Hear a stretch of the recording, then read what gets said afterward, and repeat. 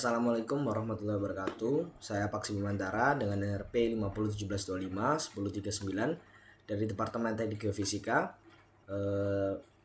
Kali ini saya akan mempresentasikan chapter 1 yang berjudul Memperkenalkan Geologi, Dasar-dasar Tektonik Lempeng dan Konsep Penting Lainnya.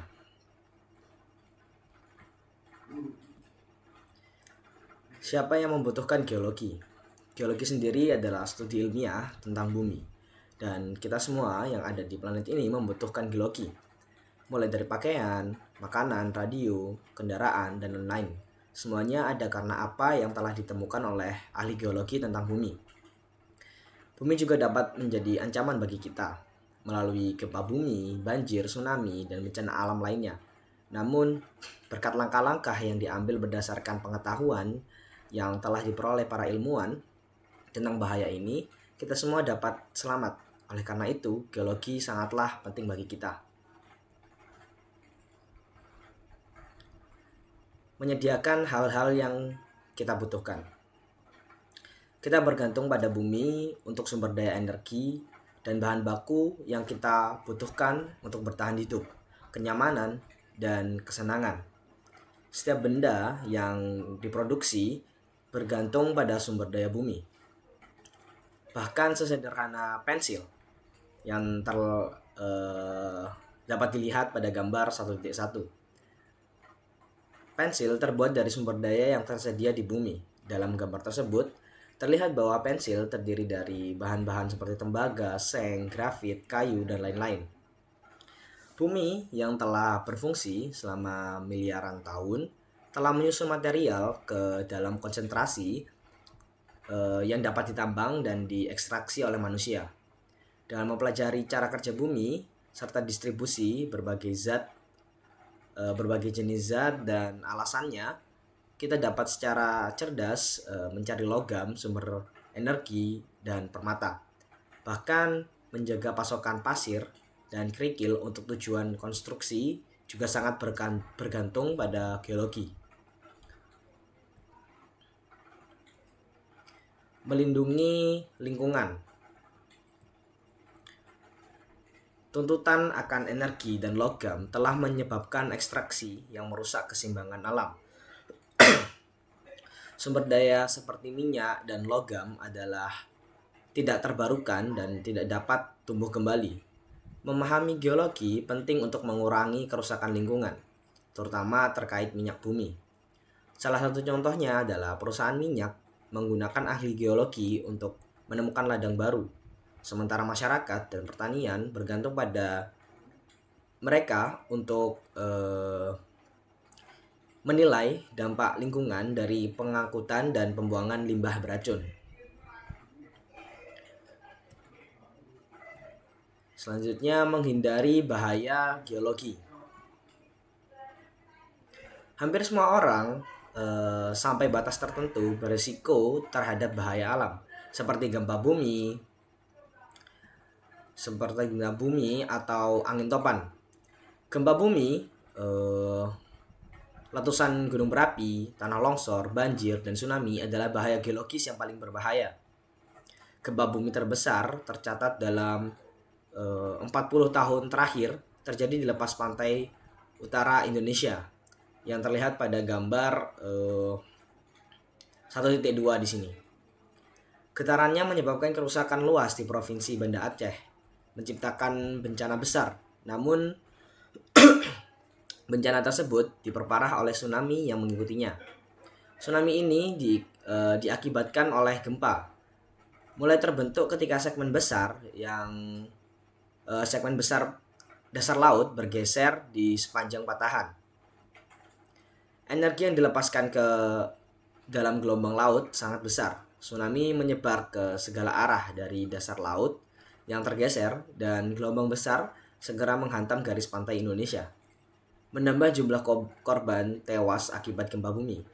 Gelombang lain bergerak dengan kecepatan pesawat jet menuju pantai-pantai negara di tepi Samudra Hindia dan pantai Timur Afrika.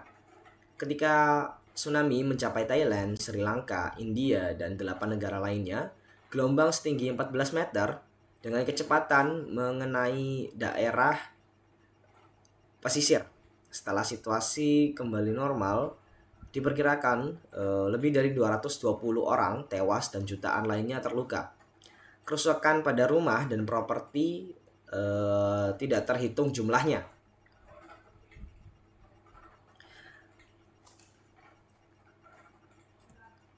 Seperti yang dilihat pada gambar 1.2 lanjutan di sini.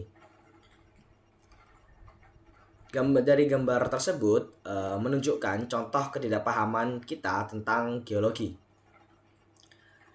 Jumlah kematian dapat diminimalkan melalui pengetahuan geologi. Di salah satu resort pantai di Thailand, seorang siswi Inggris berusia 10 tahun yang sedang berlibur bersama keluarganya memperhatikan bahwa laut mulai surut. Beberapa minggu sebelumnya, ia di kelas geografi telah mempelajari tentang tsunami. Dia menyadari bahwa penurunan permukaan laut seringkali mendahului kedatangan gelombang raksasa pertama. Dia memberitahu ibunya dan mereka segera memperingatkan seluruh resort. Semua orang berlari ke tempat yang lebih tinggi. Dan pengetahuan gadis itu tentang tsunami telah menyelamatkan sekitar 100 nyawa. Negara-negara di lingkar Pasifik, di mana tsunami lebih umum terjadi, memiliki sistem peringatan canggih yang memberitahu bahwa semua wilayah pesisir setelah gempa bawah laut terjadi dan kemungkinan tsunami muncul. Pada gambar 1.3 di sini adalah letusan Gunung Pinatubo pada tahun 1991 yang merupakan letusan gunung berapi terbesar kedua di abad ke-20.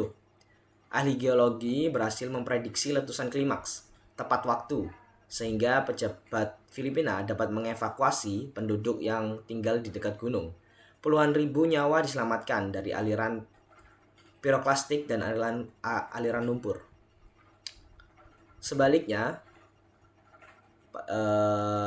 yang terlihat pada gambar 1.4, salah satu bencana vulkanik terburuk pada tahun 1900-an terjadi setelah letusan Nevado del Ruiz yang relatif kecil di Kolombia pada tahun 1985. Puing-puing vulkanik yang panas meluncur keluar dari gunung berapi dan menyebabkan es serta salju yang menutupi puncak mencair. Air dan puing-puing yang terlepas berubah menjadi aliran lumpur. Aliran lumpur ini membanjiri kota Armero di kaki gunung berapi mengakibatkan 23.000 orang tewas. Ahli geologi Kolombia sebelumnya telah memprediksi bahwa aliran lumpur seperti itu dapat terjadi dan menerbitkan peta yang menunjukkan lokasi serta luas aliran lumpur yang diharapkan. Aliran lumpur yang terjadi dan menghancurkan kota ternyata hampir identik dengan yang ditunjukkan pada peta ahli geologi. Sayangnya, pejabat pemerintah mengabaikan peta dan laporan dari ahli geologi. Seandainya tidak demikian, tragedi tersebut dapat dihindari. Sehingga pemahaman tentang geologi sangat penting untuk kita agar dapat menghindari bencana-bencana alam.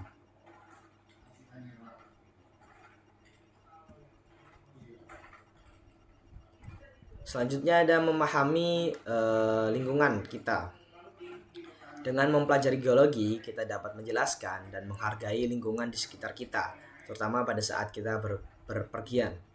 Contohnya, ketika kita berkunjung ke daerah pegunungan, kita mungkin merasa penasaran tentang bagaimana lanskap tersebut terbentuk, bagaimana struktur batuannya, dan hal-hal lainnya. Dengan mempelajari geologi, kita dapat menemukan jawaban untuk pertanyaan-pertanyaan tersebut. Selanjutnya, sistem bumi.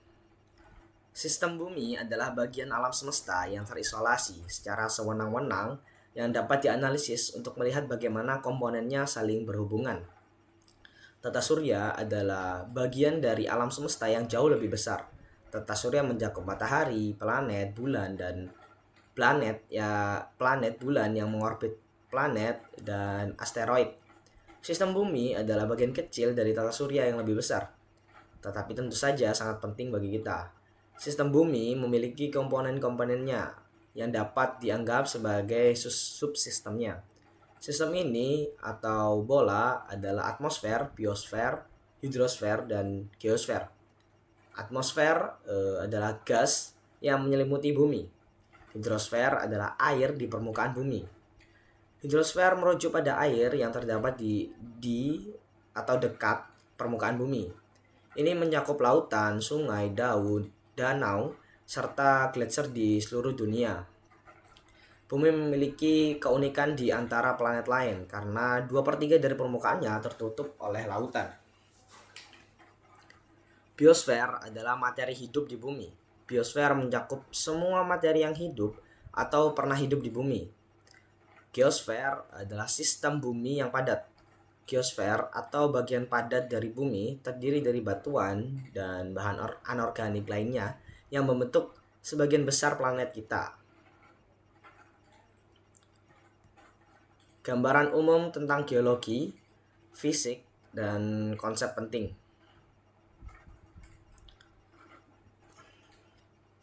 Mesin panas internal bumi digerakkan oleh panas yang bergerak dari bagian dalam bumi yang panas menuju eksterior yang lebih dingin. Mesin panas eksternal bumi digerakkan oleh tenaga surya. Panas dari matahari menyediakan energi untuk mengedarkan atmosfer dan lautan. Produk utama yang dihasilkan oleh mesin panas di dalam bumi adalah pelat bergerak dan gempa bumi. Bumi ya dapat dibayangkan sebagai sebuah mesin raksasa yang digerakkan oleh dua sumber, yaitu satu di dalam internal dan satu di luar eksternal. Keduanya berfungsi sebagai mesin panas. Alat mengubah energi panas menjadi energi kinetik. Dua contoh mesin panas sederhana dapat dilihat pada gambar 1.5.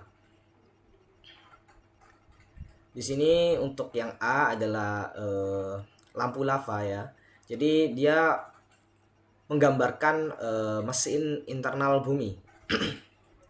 Jadi dia akan memanaskan berada di bawah, lalu dia setelah dipanaskan dia akan menuju ke atas dan mendingin di bagian atasnya. Sedangkan untuk yang B menggambarkan mesin eksternal bumi. Jadi panas dari luar memanaskan teapot di sini. Lalu teapot mengeluarkan uap yang menggerakkan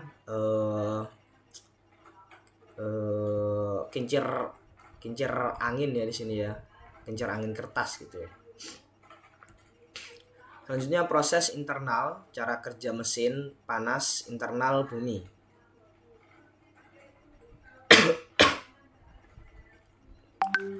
Mesin panas internal bumi bekerja karena bahan panas dan apung jauh di dalam bumi bergerak perlahan ke atas menuju permukaan yang dingin dan material dingin yang lebih padat bergerak ke bawah. Visualisasikan sebuah tong lilin yang dipanaskan dari bawah, seperti yang terlihat pada gambar 1.6 di sini. Saat lilin berada tepat di atas api, ia akan menjadi lebih panas, mengembang, dan kurang padat. Artinya, volume material tertentu berkurang. Lalu dia akan naik. Sementara itu, lilin di bagian atas tong kehilangan panas ke udara, mendingin, berkontraksi, dan menjadi lebih padat, sehingga tenggelam. Proses serupa juga terjadi di dalam bumi. Batuan yang terletak jauh di dalam bumi dan sangat panas perlahan-lahan naik ke permukaan. Sedangkan batuan yang telah mendingin dekat permukaan menjadi lebih padat dan tenggelam ke bawah. Batuan yang terpendam jauh, panas, dan berada di bawah tekanan tinggi dapat mengalami perubahan bentuk, mirip dengan tafi atau dempul. Selanjutnya yaitu interior bumi. Mantel adalah yang paling tebal dari 3 zona konsentris utama bumi. 2 zona lainnya adalah kerak dan inti. Mantel meskipun tersusun dari batuan padat, bagian-bagian mantel dapat mengalir perlahan, baik ke atas maupun ke bawah, tergantung pada suhu relatif dibandingkan dengan mantel di sekitarnya. Kerak bumi. Kerak bumi dapat dianalogikan sebagai kulit apel. Ketebalannya tidak signifikan jika dibandingkan dengan keseluruhan bumi. Terdapat dua jenis utama kerak, yaitu kerak samudra dan kerak benua. Kerak samudra jauh lebih tipis dan terbuat dari batuan yang sedikit lebih padat, sedangkan kerak benua lebih tebal dibandingkan kerak samudra. Kerak dan bagian atas mantel relatif kaku dan bersama-sama membentuk litosfer. Mantel bagian atas yang mendasari litosfer yang dikenal sebagai astenosfer lebih lunak dan dapat mengalir dengan lebih mudah dibandingkan mantel yang lebih dalam. Pergerakan litosfer. Astenosfer berfungsi sebagai lapisan pelumas yang memungkinkan pergerakan litosfer. Gaya yang dihasilkan di dalam bumi yang dikenal sebagai gaya tektonik menyebabkan deformasi batuan serta pergerakan vertikal dan horizontal pada bagian kerak bumi. Keberadaan pegunungan menunjukkan bahwa gaya tektonik lebih dominan dibandingkan dengan gaya gravitasi. Selanjutnya, tektonik lempeng. Lempeng tektonik memandang litosfer sebagai struktur yang terbagi menjadi lempeng-lempeng yang bergerak.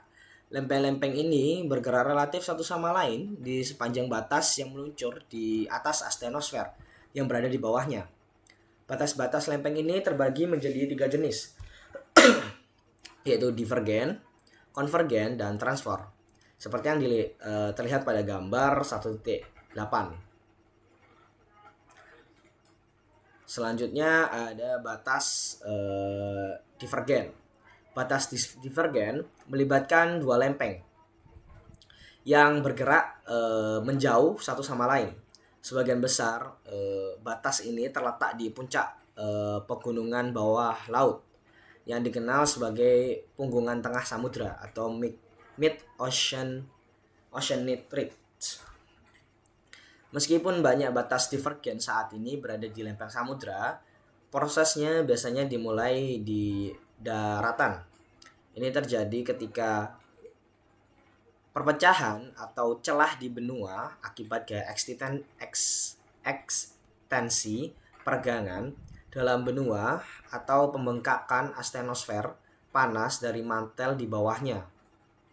Seperti yang terlihat pada gambar 1.9 yang A. Lempeng benua terpisah dan menipis. Awalnya terbentuklah lembah sempit. Celah tersebut memanjang menuju ruang magma. Magma atau batuan cair mengalir ke celah dan dapat meletus ke dasar celah. Dengan pemisahan yang berkelanjutan, lembah menjadi semakin dalam. Kerak di bawah lembah tenggelam dan terbentuklah dasar laut sempit. Seperti yang terlihat pada gambar 19.1.9 yang B. Dasar laut baru terbentuk dari pemadatan magma di celah dan letusan di dasar laut. Batuan yang dihasilkan dari pergerakan magma disebut sebagai batuan beku. Batuan beku yang mengeras di dasar laut dan di celah menjadi kerak samudra. Seiring dengan melebarnya cekungan laut, zona tengah di mana kerak baru tercipta tetap relatif tinggi. Ini dikenal sebagai punggungan tengah samudra, mid oceanic ridge, yang akan terus berfungsi sebagai batas divergen saat benua bergerak terpisah dan cekungan laut meluas. Seperti yang terlihat pada gambar 1.9 yang C. Punggungan tengah samudra lebih tinggi dibandingkan dasar laut yang dalam, karena batuan yang lebih panas di punggungan memiliki densitas yang lebih rendah. Kerak baru dan mantel padat di bawahnya membentuk litosfer yang bergerak menjauh dari puncak punggungan, mirip dengan cara kerja bagian atas ban berjalan. Laju pergerakannya umumnya berkisar antara 1 hingga 18 cm per tahun, yang setara dengan pertumbuhan kuku jari kita. Selanjutnya ada batas konvergen. Jenis kedua yaitu batas konvergen, di mana lempeng-lempeng bergerak saling mendekati. Batas konvergen berkat bentuk geometrinya menjadi lokasi terjadinya gempa bumi terbesar di bumi. Batas konvergen dapat dikategorikan berdasarkan sifat lempeng yang terlibat, yaitu samudra dengan benua, samudra dengan samudra, benua dengan benua. Contoh dari batas konvergen meliputi pegunungan Andes di mana lempeng Nazca menyelam di bawah lempeng Amerika Selatan. Pegunungan Cascade di Washington, Oregon, dan California Utara di mana lempeng Juan de Fuca menyelam di bawah lempeng Amerika Utara. Konvergensi lempeng samudra benua, lempeng samudra dengan lempeng benua. Jika satu lempeng ditutupi oleh kerak samudra dan yang lainnya oleh kerak benua, lempeng benua yang lebih ringan akan lebih apung akan menimpa lempeng samudra yang lebih padat. Lempeng samudra melengkung di bawah lempeng benua dan tenggelam di sepanjang zona subduksi. Zona subduksi adalah area di mana lempeng samudra menyelam ke dalam mantel di bawah lempeng yang menindihnya. Palung samudra yang dalam ditemukan di lokasi di mana litosfer samudra melengkung dan mulai tenggelam. Palung-palung sempit dan linear ini merupakan bagian terdalam dari dasar laut.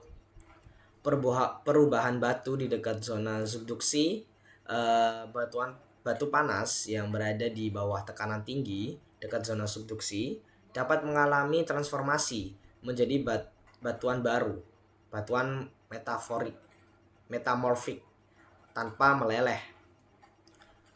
Pembentukan pegunungan di tepi benua, magma yang naik dari zona subduksi membentuk pegunungan besar seperti Andes atau Cascades. Pegunungan ini terbentuk akibat aktivitas vulkanik di permukaan dan penempatan badan-badan magma. Batu beku intrusif terbentuk pada kedalaman, sedangkan kompresi intensif akibat konvergensi lempeng juga berperan. Batu sedimen berlapis yang terbentuk di dasar laut menunjukkan dampak dari kompresi intensif, seperti batu sedimen yang terlipat dan terpatahkan yang dapat dilihat pada gambar 1.10. Dengan cara ini, batu yang awalnya berada di permukaan laut dapat terdorong ke atas dan menjadi bagian dari pegunungan. Selanjutnya ada konvergensi lempeng samudra dengan lempeng samudra. Jika kedua lempeng yang bertemu adalah lempeng samudra, maka lempeng lebih padat akan menyelam di bawah lempeng yang kurang padat, seperti yang dilihat pada gambar 1.11. Proses ini terjadi di serangkaian punggungan laut tengah di mana ia terbentuk. Setelah subduksi dimulai, batuan cair terbentuk seperti yang terjadi di zona subduksi laut dengan benua. Namun, dalam situasi ini, magma yang naik membentuk gunung berapi yang muncul dari dasar laut, bukan dari daratan. Rangkaian pegunungan yang terbentuk ini disebut busur pulau vulkanik. Selanjutnya, konvergensi lempeng benua dengan lempeng benua. Jika terjadi konvergensi antara dua lempeng benua, proses deformasi geologis yang terjadi di batas lempeng akan sangat berbeda. Litosfer benua memiliki kepadatan yang jauh lebih rendah dibandingkan dengan mantel di bawahnya, sehingga tidak ada lempeng yang dapat menujam.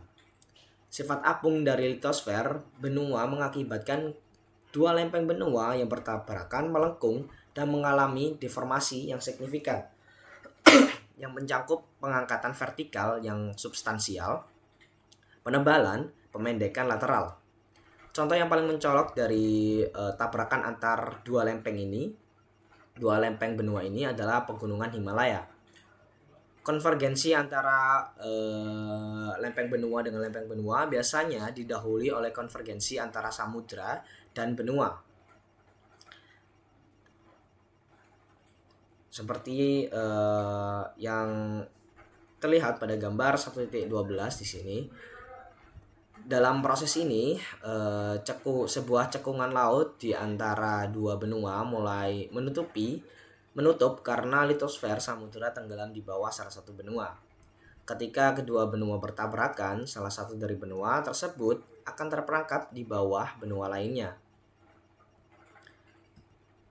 Lalu ada batas yang terakhir, yaitu batas transformasi.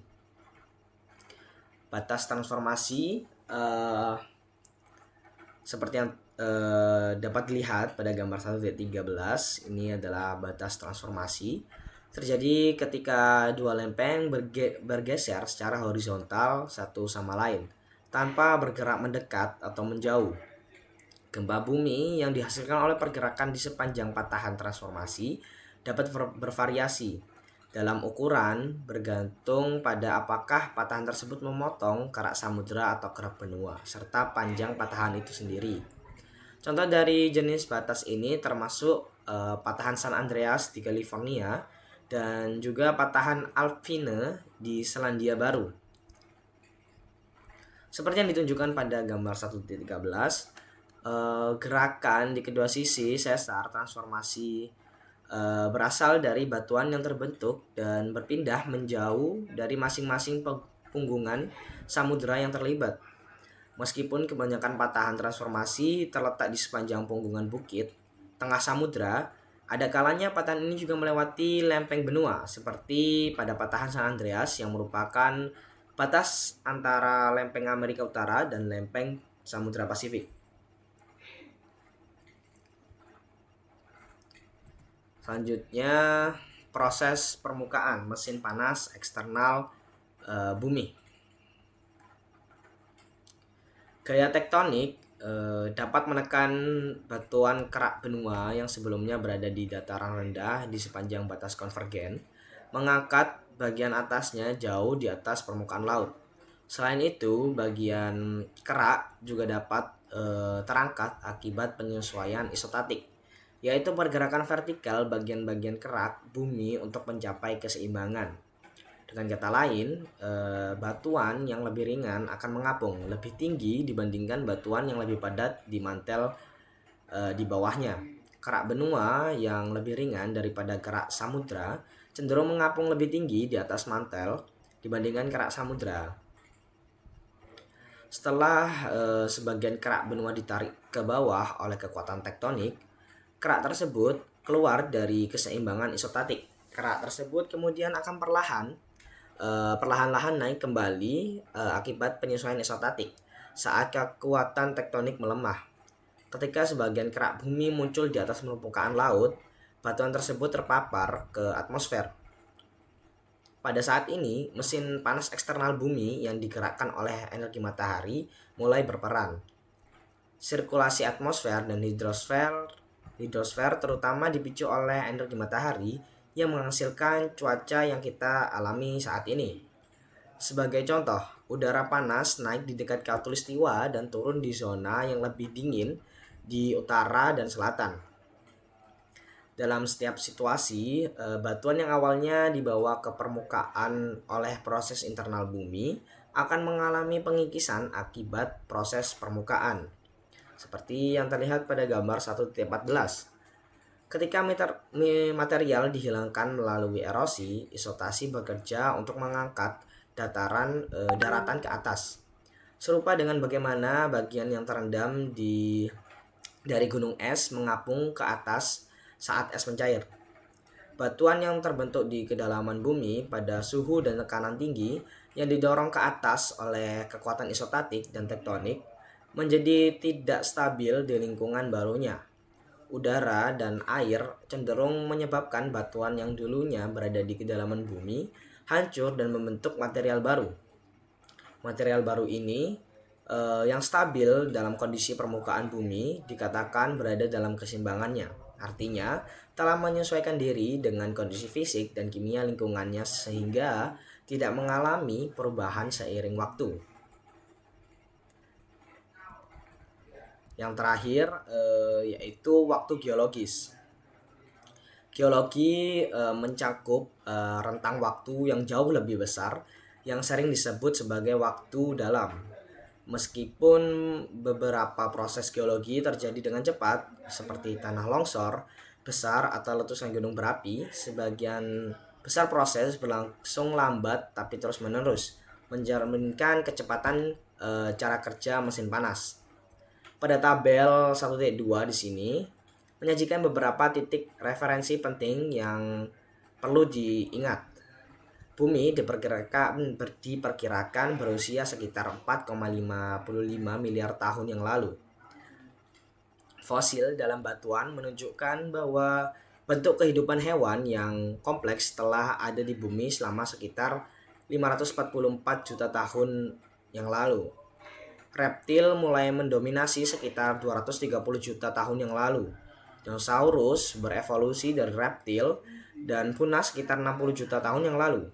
Dan manusia baru muncul sekitar 3 juta tahun yang lalu. Era dan periode yang ditunjukkan pada tabel 1.2 berfungsi sebagai kalender bagi ahli geologi di mana peristiwa-peristiwa geologi dapat ditempatkan. Dan sekian presentasi dari saya. Apabila ada kesalahan kata dan penyampaian yang kurang berkenan dan kurang baik, saya mohon maaf. Saya akhiri. Wassalamualaikum warahmatullahi wabarakatuh.